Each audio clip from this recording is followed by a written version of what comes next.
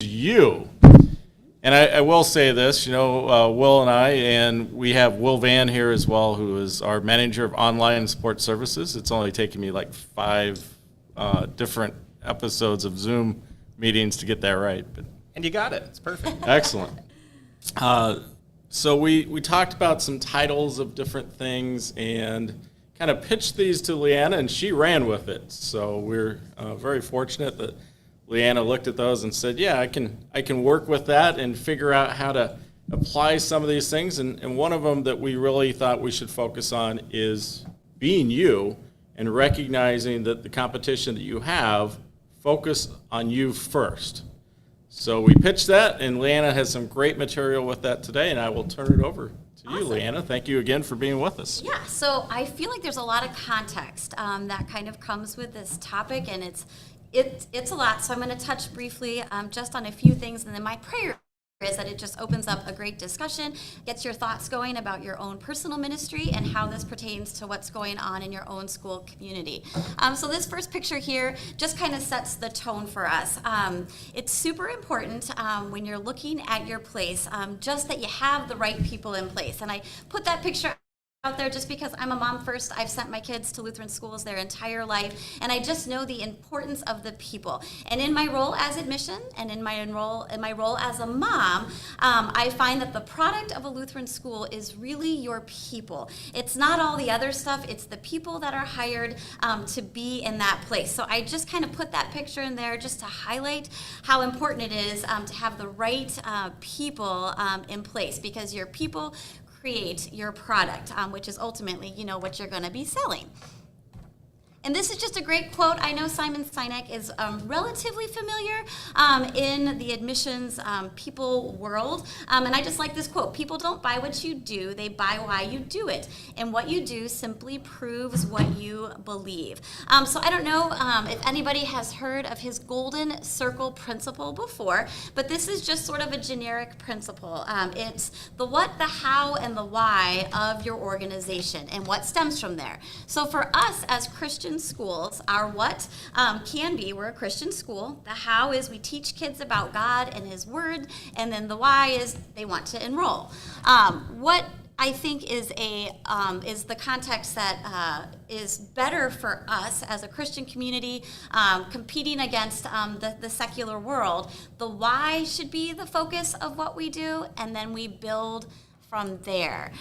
So the why for a Lutheran school is we believe in transforming the lives of students. How we do it is we do it by teaching kids about God and His Word. And what we do is we do it in the walls of a Christian school. So it's kind of a little bit of a different take, I think, on, sort of that standard sell the halls, the extracurriculars, all the other stuff. It's just a little bit different because you're focusing on why you do what you do, and everything else is stemming from that.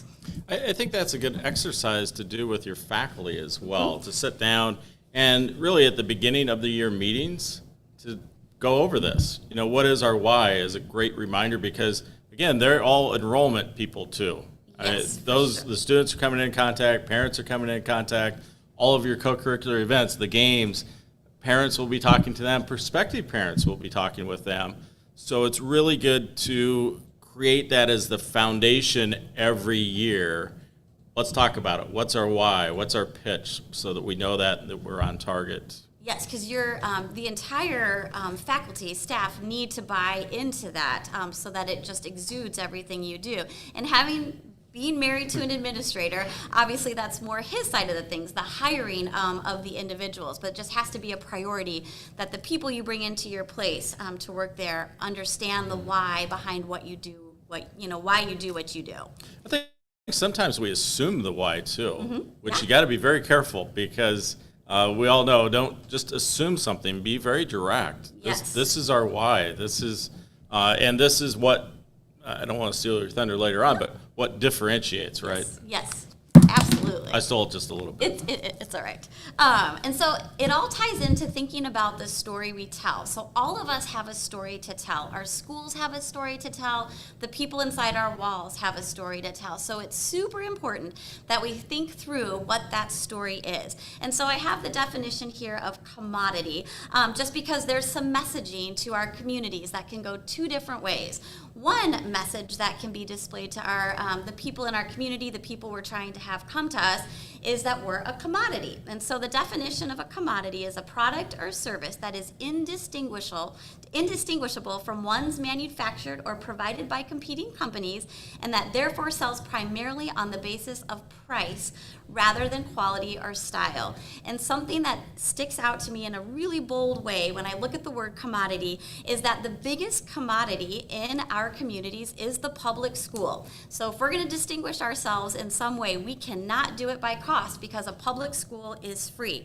And so that is something that is not going to work for a Lutheran school in terms of messaging ourselves in the community. A couple other examples, and it's kind of silly, but I sort of just think about this. When I'm at the store and I'm going to buy a battery, I don't really care what it is. I'm going to look for the cheapest. I don't really care the brand name. I just want to grab what's convenient and easy. That's a commodity. It's not, I don't really care which one I get, because I just need it to, make my items function. Another one, and there might be some people who are slightly more particular about the kind of gas they get, but for me, it's got to be close to where I'm going when I'm almost negative on gas. It has to be a good price, so that my husband doesn't get upset that I'm spending too much on gas. I don't really care. It just needs to make my car run so I can get where I need to go. So that is an example of a commodity. And to me, I don't want our schools to be a commodity. I don't want them to be a convenience. I don't want them to be indistinguishable in our community. So it's super important for us at a Lutheran school to stop thinking of ourselves like a commodity and more like a unique service. And so, Al, do you think insurance is a unique service, or do you think it's a commodity? That's a great question. I think everything is a unique service if you make it into one. Correct. Darn it, you just... so I don't know. I'm going to date myself with this, but way back in the day when I was a kid, my dad worked for AAL, and he used to go into people's homes, and he would sit on their couches, and he would talk through the options, learn about the families, what their needs were, what their income was, what might work for them. And so back in the day, insurance was a unique service. It was very personal and all of that. Today, insurance has become more of a commodity because there are so many competing businesses. They all have their little taglines, 15 minutes for 15%, like Geico. And it's sort of just the shop around for the cheapest, most convenient, how do I do the least amount of work? And so that has sort of shifted. But if you've noticed, if you watch TV and see commercials, we're shifting back to a unique service with insurance because, like Jake from State Farm, he's going to give you personal experience, personal attention.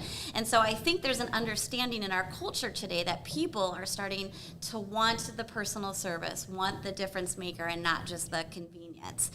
So, yeah. I think a lot of that's the experience that you have as well. Yes. For instance, insurance, many people think, oh yeah, let me get the cheapest I can, until all of a sudden you have to utilize the insurance. Yes. And then you find out customer service may not be great. I don't really have an agent, and my coverage isn't what is needed. That's the personal touch, and I think that's where you're going with this as well, is that personalization, that personal touch, that differentiation that comes in to who we are. And Lutheran schools are not just a school, and that's what we're selling. Right. And I think, too, you guys have experiences, you get what you pay for, in things. So I know that in my experience, I've had a lot of families that have either transitioned from a public school setting or from another private school, and just the things that they are looking for, and they come to the place that we are because we offer those things that they are looking for. And so I think that's that differentiating factor. So obviously here it just lists commodities are price convenient, features are crucial, we're one of many, read about us. And so a Lutheran school, you don't want to be like that. You don't want to be convenient. You don't want to be compared to other, you don't want to send somebody to your website and just say, read about us, because that's what everybody else is doing. So I just read a study the other day. The number one reason that parents send their child to a public school, location. It's convenient. It's just Absolutely. right there. And of course, it's a neighborhood school. Thank you on the more you know there, Will. I appreciate that. Lutheran schools, that's there, but it shows up about number 5. So people are willing to drive if you provide an experience that goes above and beyond. And we all know that because we all go to places. It could be restaurants. It could be a shop that we go to. It could be a mechanic that we go to. For a great experience, if they set themselves apart, people will go out of their way to go there. And I know that here in the St. Louis area, there are a lot of private schools. People are shopping, and we also have a large public schools system. So super familiar with the idea of not getting lost in the many, many options that families have. So instead of branding, marketing, whatever you want to call it, yourself as a commodity, you need to share yourself as a unique service. So that's value that connects to the need of a family. And when you think about a family coming to a Lutheran school, you're going to listen to their story and why they've decided to come visit and reach out to you. What is the need that they are trying to fill? Customer service is huge. That warm, fuzzy, welcoming, cared for, listened to experience is what families want and what they remember. You're one of a kind, so it's important to figure out what that one of a kind thing is that your school does that differentiates you from the competition, and then getting them to visit you is so important. Don't send them to your website, get them on campus, and so that's a unique thing that not every school, every place will do. I think it's important too. Again, some of this we assume. I really encourage you as a school, as an administrator, and with your teachers, and with everyone that's on staff, sit down and have that discussion. How are we unique? What are our items, programs that we really excel at, and how do we effectively promote those? What does set us apart? Have those discussions and pinpoint those so that you can, again, highlight and explain those to the community at large. And I've done that sometimes where I've sat down with teachers just trying to understand what they do so that I can better explain what they do. And it's so interesting to hear what they say. Sometimes they'll say something that is a gift of what they do or something special about their classroom, and I'll be so surprised by it. And I'll say, my goodness, why have I never shared that before? So tapping into the people who are on the front lines with it is so important, because they might say something that would surprise you. So I think that's super important. And I think a lot of times as schools, we don't take a look at what we really do well and what does set us apart, because we're in there and we do it every day, and it's just who we are as servants and educators, and we just make it happen, and we forget sometimes take that step back and say, this is pretty awesome. Look at what's going on here. Right, and you never want to become complacent in what you do, because it also allows you, if there are things you aren't doing well or you don't have a differentiating factor, it allows you to identify one. So it's a great exercise to work through on all different fronts. So yeah, it's super important to do that. So there are, this kind of goes a little bit more into marketing, and I work very closely with the marketing individuals at my schools. I've always worked closely with that, because I think admissions and marketing just walk hand in hand with each other. And so these are just some marketing terms that have kind of come up over the years as I've worked with these individuals, and just learned a lot of things. But Me Too branding versus flanking are two different ways to market your story in the community. And the Me Too branding is super simplistic. It probably is very obvious just by the verbiage used, but it's just copying what other schools do in order to remain competitive. The comparison game. Well, we do that too. Yep, we can do that. Yep, we have that. Honestly, when my kids do that and they compare themselves to others, I'm like, well, I don't really care what other people are doing. So Me Too branding is not necessarily the highest way of marketing yourself in your community. So flanking is more the idea that you're utilizing your competition's weaknesses for your good. So you're creating experiences that are different and hard for other schools to replicate. So instead of comparing yourself to other schools, You're setting yourself apart from them and using messaging to do that. And so I did put this in. I don't know if it'll play. It's sort of a funny little commercial that just gives a visual example of that, and I don't know if we can play it or not. Yes? That'd be awesome, Will. Thanks. Oh, do I have? I have to. Sorry. Okay, hopefully it works.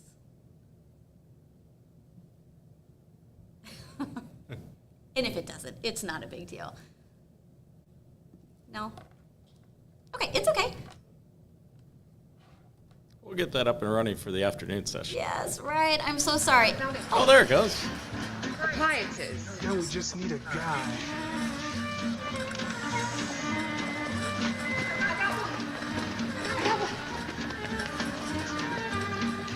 I'm from fertilizer. You guys want to talk about fertilizer? No. Don't go it alone. Sears appliance experts are here to help you find the top brands, including Kenmore. Sears, house experts for homeowners. Oh boy. So I just liked that commercial because I thought it was super relevant in the sense that the big box companies, like the whatever, probably the Home Depots, et cetera, don't have that guy. They don't have the person that's going to give the personal experience, that has the knowledge of the product that they're selling. So Sears is capitalizing on that. They're capitalizing on the fact that they're different. And it just hit home with me because that's how we have to be with our schools. We have to be that guy. We have to be the person that's going to step in and give a different experience than the other places are doing. It has to be hard for other places to replicate so that when they're out there looking at schools, all they remember is, oh my goodness, that school did this and this and this, and it's so different than what the experience that they're getting. I loved this quote by Walt Disney. I read an awesome book that was way back in the day, I think, of when he started his company and just some of the core values that were super important to him. And this was a quote. It said, to be successful, you must be unique. You must be so different that if people want what you have, they must come to you to get it. And I think that resonates with me in the Lutheran school world. We want people to see our people in the community. They want to hear about our activities, see about us on social media and be like, oh, I want to be a part of that. And so just setting ourselves apart. Yeah. I think the other thing about Disney, and there are many books about Disney and the Disney way and so on, and having read most of those and having a daughter who did the Disney college program and got a little inside look at how they train leading into that program. One of the highlights of Disney, and Walt Disney said this, your 22nd time at Disney World should feel like your first time. You should never lose that, in their world, magic. Yes. In our world, your 12th year at a Lutheran school should feel like your early childhood experience, that excitement, that awe, that love, that relationship, that family experience. Those are all the things that are hallmarks of Lutheran schools. And going into your 12th grade year or your early childhood experience, it should always be the same, right? In terms of that excitement, that experience. And that all comes from our culture. And Disney culture is what really makes all that happen. And part of that culture is detail, attention to detail. Walt Disney started the parks because he wanted a place for his daughters and his family, and he went to saw the merry-go-round with the chipped horse. The paint was chipping and peeling off and everything else. And he said, why is there not a great experience? And he built one. We have great experiences, Lutheran schools. Yes. They're built, but we have to pay attention to that culture all the time. Disney does a great job of that. They've lost their way a little bit, as you see in the stock market right now. They're way down and had all these issues. And that was a leadership issue. And it's very important in our Lutheran schools.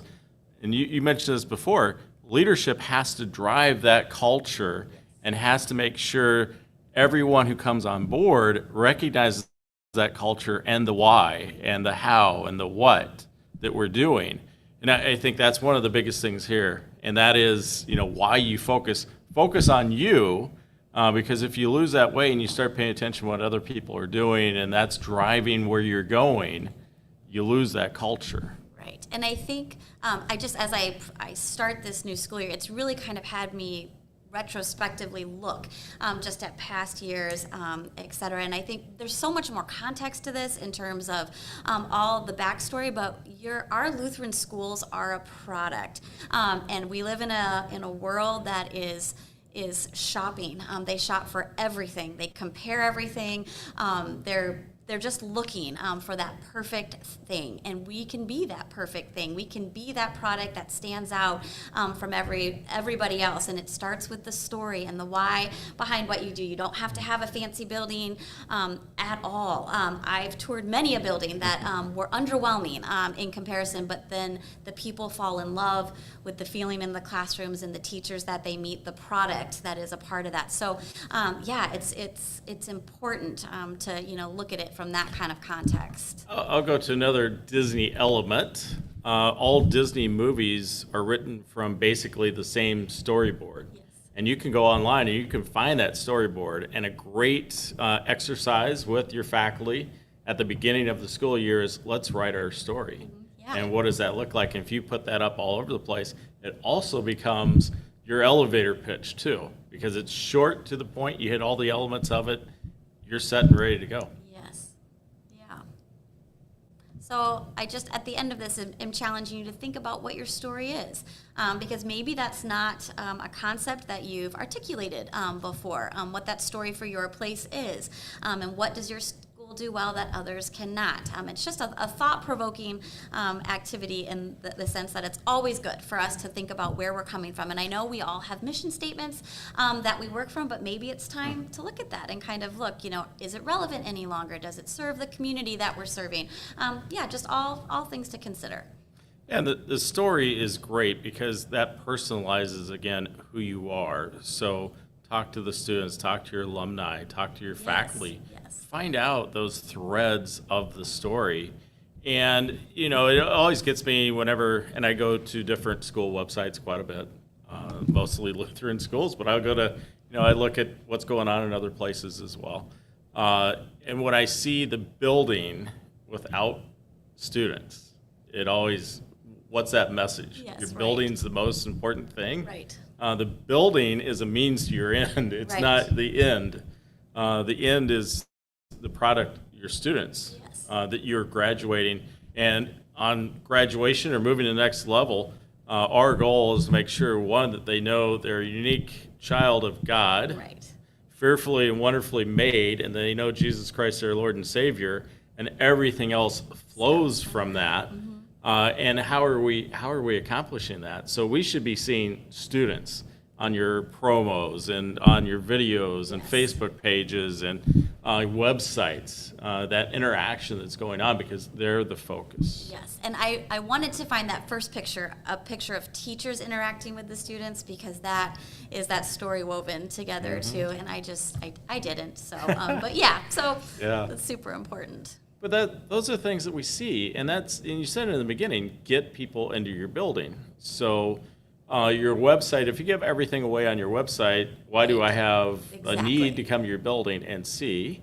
And people are going to look at the price first. They're going to scroll Yeah. through and they're going to say, how much does this cost me? And then they're going to say, can't afford it, and you've lost them. So, just like insurance, right? Yeah. I mean, if I'm just shopping for insurance and I'm looking at price, well, that's where I'll go. Yep. But if you draw me in and I learn the lesson of, well, it's about the agent, it's all insurances are not created equal. Correct. And it's the same thing about schools. And I would always say this when I was at Exec in Missouri, I still talk about this. I see every school like a child. Each one has its own unique gifts, talents, and abilities. So if you are trying to be all like another Lutheran school, or if you're trying to be like the Catholic school down the street, or whatever else, you will probably struggle. You need to grow into who you are called to be as a Lutheran school and serving your community that you serve. Right. And Disney, I mentioned that before. I'll go back to it. I think of the training of my daughter, and I've read all the books, so I was interested to see what she would go through. And very intense training because, you go to Disney, you have to be greeted in a very specific way as someone who's coming in. Everyone is a cast member, so you put that, in their case, kind of an illusion out there to make you feel like you've entered a different realm. And she was a cast member, not an employee. Of course, we all know about the Disney directions, and if you ask someone, they're not ever pointing with one finger. They're constantly using multiple fingers or their whole hand to point directions, and just that whole, again, the culture that's created. And you mentioned this before. People come in, it's got to be a culture of, hey, we're excited to have you here, and if you dropped in out of the blue, you get the same treatment as if you had an appointment, because we're excited that you're here. And this is who we are, and we're this way every day. Right. And this is a whole nother topic to touch on, but I've done modules with people at the schools that I've worked at, much like Disney does, where you teach them the culture and what it looks like for everybody, whether it's dress code all the way down to conversations by receptionists to the welcome desk people and what that script is like, and just how important that is. And so it's not just the marketing person that is driving the story in the community, it's the admissions person who is helping to drive that culture and story within the community of your school. So that's an important role to take on as an admissions person too, to help your people understand the criteria of what it looks like to be a part of this, as a, what's the word?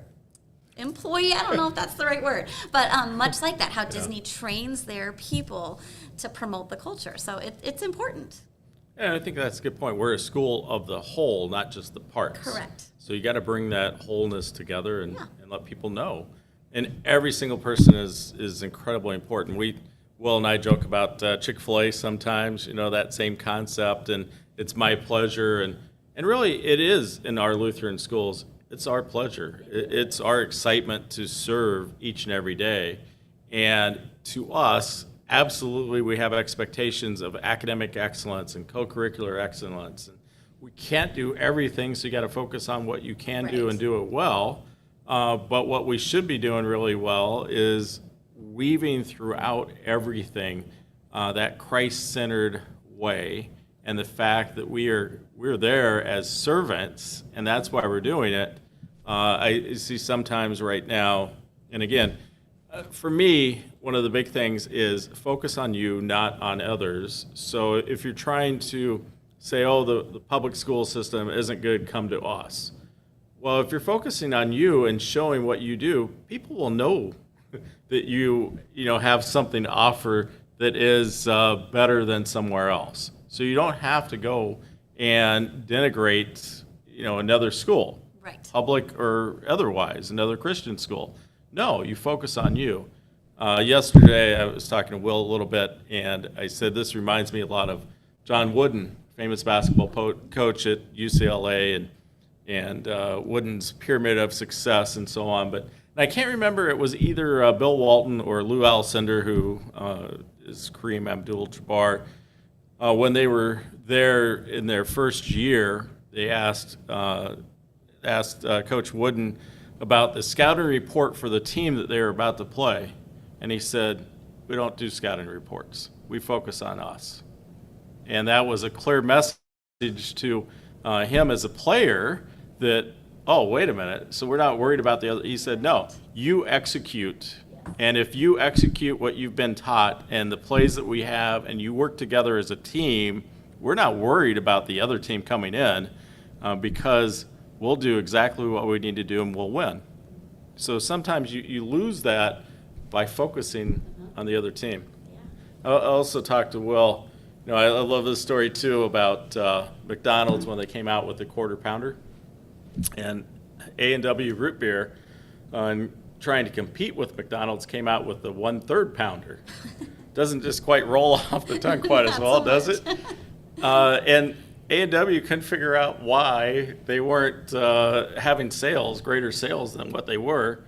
Did some market research and found out people had no idea that a 1/3 pounder was more meat than a quarter pounder.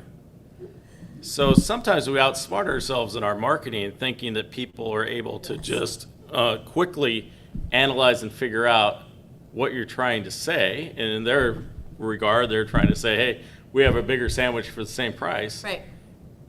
Don't outsmart yourself either. Be direct. You know, that's one of the other big things. Don't try to outsell yourself with some kind of campaign or slogan and assume people are going to make that differentiation. You make the differentiation.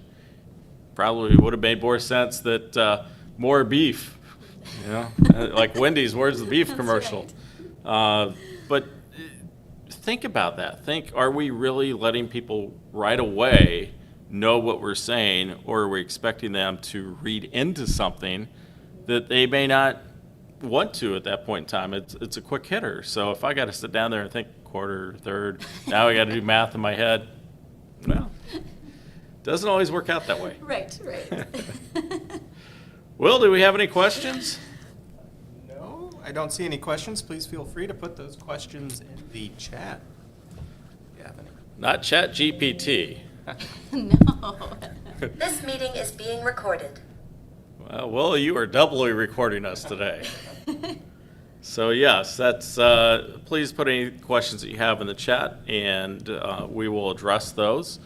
I think the other items that being you, again, each school, just think of yourself as that unique gift from God and serving your community. Sometimes we get asked, well, and we do in St. Louis area and we do in other areas. We have a lot of Lutheran schools. That's great because there's a lot of different options and people will gravitate to the Lutheran school that meets their needs. Right. And each one is a little bit different. Right. Each one has their different talents, their different skills, their different focuses that really speak to who they are as a school.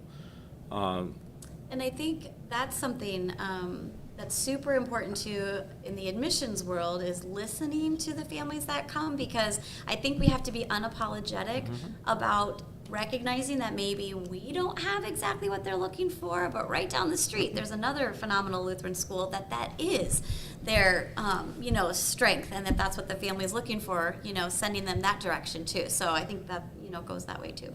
Yeah, sometimes it reminds me of Miracle on 34th Street, where the person playing Santa Claus, and in the movie would point them to a different department store. Yes. Because they had it. Sometimes that's what we do, because really our focus is on the child and Yes. on the family and serving their needs the best. While we want them to be in our Lutheran school, sometimes maybe they're better served elsewhere, and that's a painful thing It is. to work through. But again, our focus is so much on the student. Yes, that's your why. Yeah, exactly. And again, there's Simon Sinek. There's so many others out there too, talking about the why. Love his target, and the bullseye. And it's a shorter video. You can certainly work your way through that. You can work your way through that in faculty meetings and have those discussions. And It is awesome stuff. So that is really just is. touching on it, but it's really good stuff. yeah. And I think our Lutheran schools do such a great job, and we have such humility, which is part of Lutheranism, that we forget to really pinpoint and ask those questions and put those forth in our material as to all those wonderful things that are going on. And not just to highlight those in a view book, from your school or in your admissions material or your website that maybe doesn't update stories all the time. We should really be focused on highlighting those on our social media at schools and telling the story. It's a constant story. Yes. And for us, it's a story that never ends, because we know that ultimately with our Lutheran schools and the gospel message proclaimed, our story doesn't end. And what a great message to weave throughout and to show that and show the foundation of our school at all times, the God-given talents and abilities of our educators and our people in the school and the students and the families.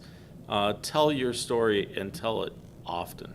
And how awesome for our teachers to be acknowledged for those wonderful things that kind of differentiate us from everybody else. I mean, there is nothing wrong with sharing with them and others how wonderful what they're doing is. And I think it's bucket filling for them. It's validating that their purpose at your place and their understanding of their why is is representative and is shown and that people see it, that I think it's a wonderful thing to validate your teachers and staff and what they're doing. So. Yeah, I think there's very simple, easy ways to do that.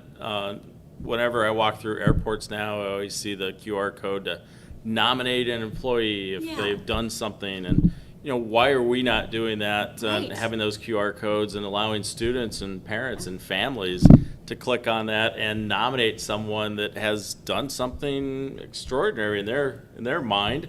Probably in the teacher's mind, it's, this is who I am and this is what I'm called to do.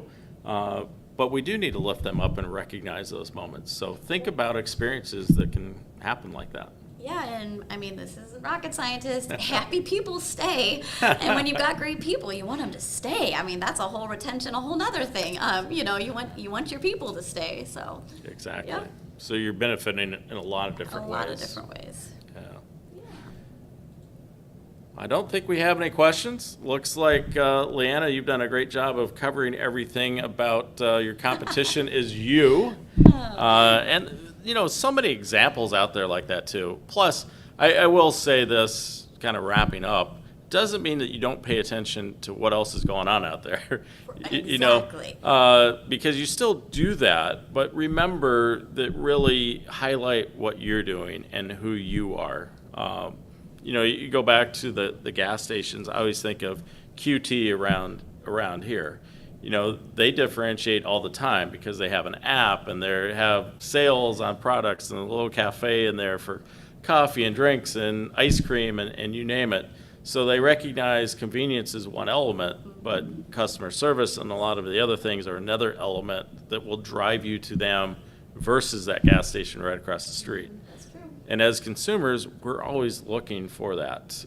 Price might be our vision point first and foremost, but you're able to draw someone away from that if you can show that paying a higher price gets you a lot more. Yes. And over here, this is what we offer.